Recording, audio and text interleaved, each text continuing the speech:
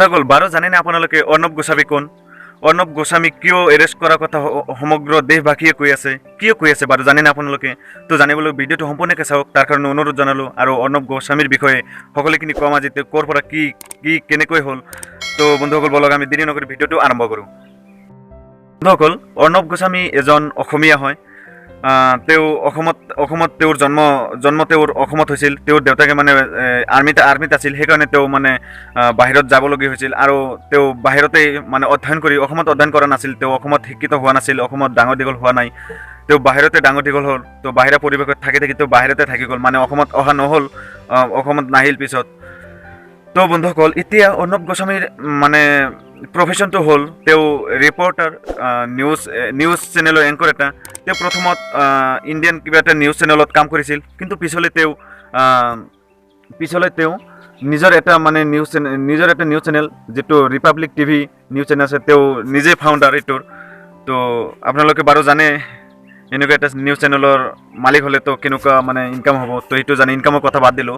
বাৰু এতিয়া মানসিকতাৰ ক্ষেত্ৰত আহোঁ, তেওঁ কেনেকুৱা মানসিকতাৰ মানুহ।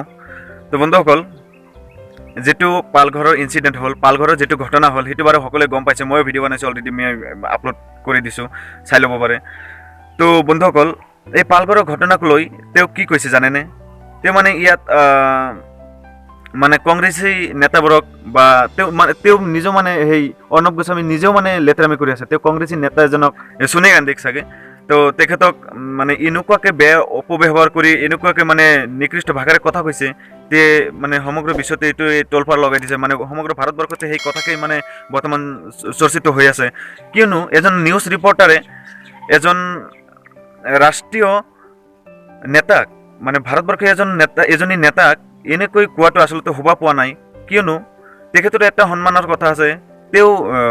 তেওঁ হয়তো চৰকাৰৰ ফালৰ হৈ কথা কৈছে ঠিকেই, অৰ্ণৱ গোস্বামী হয়তো মানে বিজেপি ফুলীয় হৈ কথা কৈছে ঠিকেই, কিন্তু অলপ ভাবি চিন্তি কথাখিনি ক'ব লাগিছিল। তেওঁ ইমান মানে উদ্ভণ্ডালি কৰিব নালাগিছিল, অভদ্ৰামি কৰিব নালাগিছিল। কিয়নো মহিলা নিজৰ মাতৃ জাতিটোক মানে সন্মান দি কথা ক'ব লাগিছিল। প্ৰথম কথাটো গ'ল। আৰু তেওঁ কি কৈছে, লকডাউনৰ সময়ত বহুতো মানুহ নাখাই মৰি আছে, এইটো কিন্তু সঁচা কথা। কিন্তু বহুতো মানুহ নাখাই মৰি আছে দিল্লীত নেকি, মানে দিল্লীতেই কিছুমান মানুহ নাখাই থাকি মানে ঘৰত থাকিব নোৱাৰা হ'ল।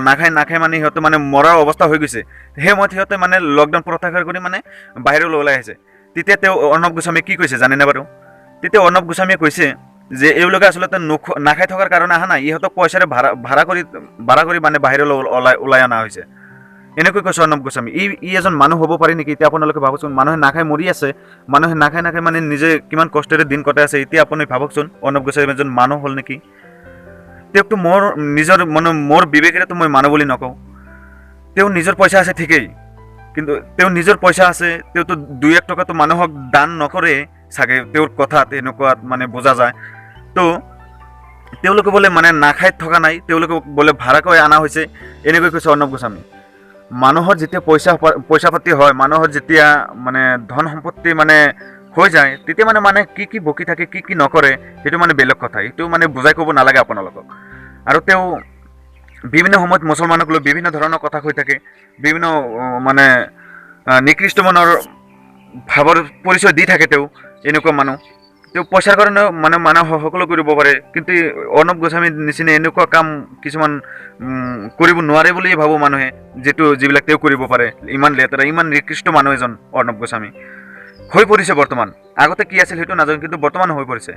তো তেওঁক এৰেষ্ট কৰাৰ মূল কাৰণটো হ'ল, এৰেষ্ট কৰিব খোজাৰ মূল কাৰণটো হ'ল, এৰেষ্ট কৰা নাই, তেওঁ মানে অপেন চেলেঞ্জ কৰি কৈ আছে, কোনে মোক এৰেষ্ট কৰিব, এৰেষ্ট কৰক।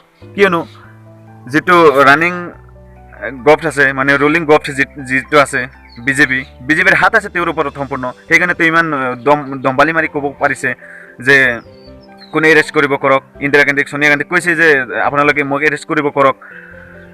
তো বুজি পালে যে আচলতে ৰাজনীতি মানুহক কিমান তলত লৈ যাব পাৰে। তো এনেকুৱা মানে লেতেৰা ৰাজনীতিৰ পৰা দূৰত থাকিব লাগিব। সকলোৱে মিলা প্ৰীতিৰে বসবাস কৰিলে ক্ষতি নাই কোনো, বৰঞ্চ ভালহে, দেশখনৰ উন্নতি হ'ব। গতিকে আমি সকলোৱে মিলা প্ৰীতিৰে বসবাস কৰিবলৈ ট্ৰাই কৰিব লাগিব। আৰু এইটো কথা মই মানে সকলোকে সদায় মানে অনুৰোধ কৰি আহিছোঁ যে আমি সকলোৱে মিলা প্ৰীতিৰে থাকিব লাগিব, নহ'লে নিজৰো ক্ষতি, বেলেগৰো ক্ষতি, সমাজখনৰো ক্ষতি, দেশখনৰো ক্ষতি শেষত গৈ। গতিকে সকলোৱে মিলা প্ৰীতিৰে থাকি দেশখনক বচাব লাগিব। এনেকুৱা দুৰ্দিনত, এনেকুৱা মহামাৰী দিনত, দুৰ্ভিক্ষ হ'বলৈ আৰু কিমান বাকী? ইমান লকডাউন থাকিলে হয়তো দুৰ্ভিক্ষ আহিবই। গতিকে গৰীবৰ ওচৰত আমি থিয় হ'ব লাগিব, গৰীবৰ ছাইডত আমি থিয় হ'ব লাগিব, যিবিলাক মানুহৰ ধন সম্পত্তি আছে। তো সেইবিলাকে যদি এনেকুৱা ডাঙৰ ডাঙৰ কথা কয় যে সিহঁতক ভাড়া কৰি অনা হৈছে, সিহঁতে আচলতে নাখাই থকা নাই, কিমান নিৰ্লজ্জজনক কথা হ'ব পাৰে আপোনালোকে এবাৰ ভাবি চাওক। গতিকে পইচাত থকা মানুহবিলাকে এনেকুৱা মানে ওপৰত উঠিলে, অলপ মানে সন্মানপ্ৰাপ্ত পদত উঠিলে, সন্মানপ্ৰাপ্ত ঠাইত মানে নিজকে ইষ্টাব্লিছ কৰিব পাৰিলে যে কি হৈ যায় সেইটো মানে সিহঁতক দেখিলেই মানে গম পোৱা যায়। তো বন্ধুসকল, আজিলৈ ইমানেই। ধন্যবাদ। আল্লাহ হাফিজ। ভালে থাকিব, কুশলে থাকিব আৰু গৰীবক সহায় কৰি থাকিব। নহ'লে গৰীববিলাক এনেও নাখাই মৰিব, আমিও নাখাই মৰিম। এটা সময়ত এনেকুৱা সময় আহি যাব পাৰে। আল্লাহ হাফিজ।